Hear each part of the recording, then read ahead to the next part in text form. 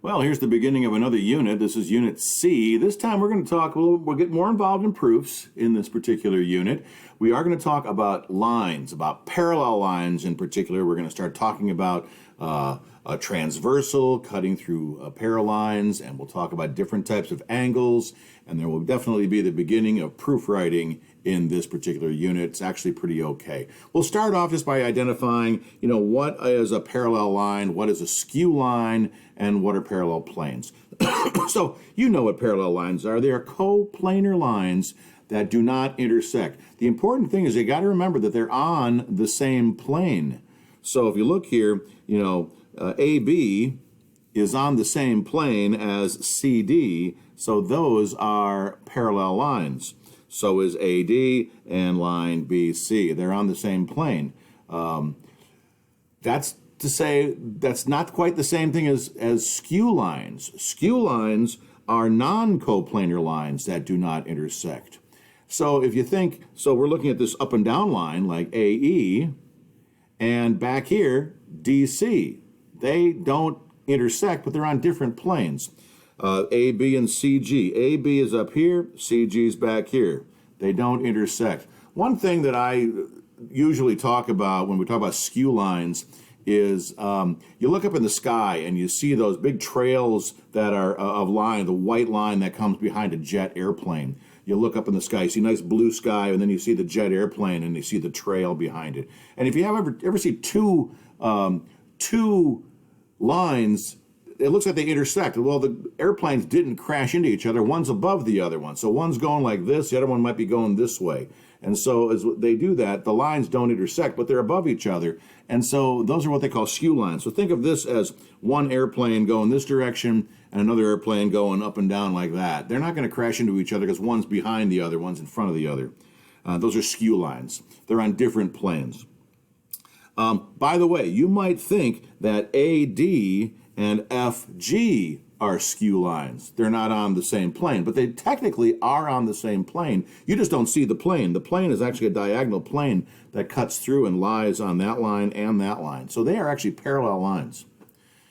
All right, so let's talk about what a transversal is, and let's move into the different types of angles, and then we will finish up this particular section. So a transversal is a line that intersects two or more coplanar lines. So if you look here, you see two lines, line L and line M.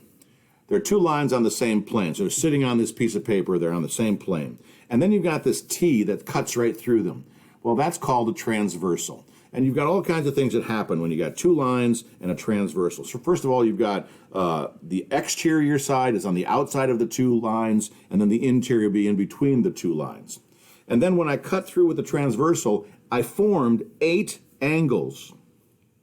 Each of these sets of angles has got a name.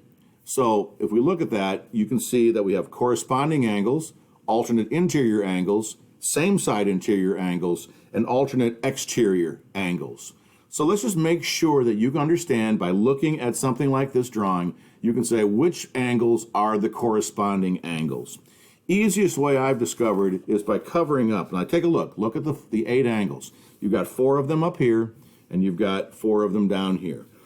Excuse me. So if I covered up the bottom 4, and I said which angle is in the same location as angle 1, except down here, well, which one is it? If I show it to you, you'll say angle 5.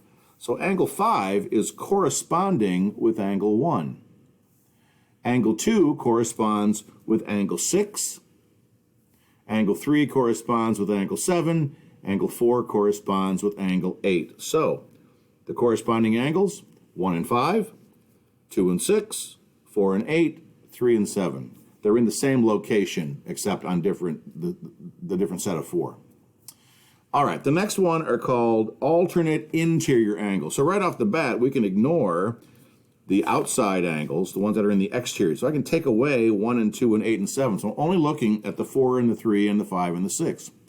And we're looking at alternate interior angles. So basically, we're looking at the ones that are alternating sides. So 3 and 5 are alternate interior angles. 4 and 6 are alternate interior angles. Again, they're in the interior and they alternate sides. So 4 and 6, 3 and 5, they're alternate interior angles.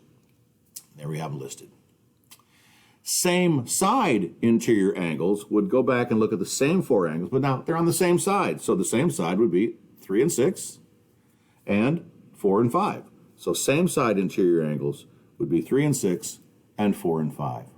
And last but not least, we'd look at alternate exterior angles, which would include the outside angles, but not the inside. So I covered those up and those up. An alternate exterior then would put 1 with 7 and 2 with 8. They're on the exterior side of the lines, but they're alternating. 1 and 7, 2 and 8, and that's what we have listed there.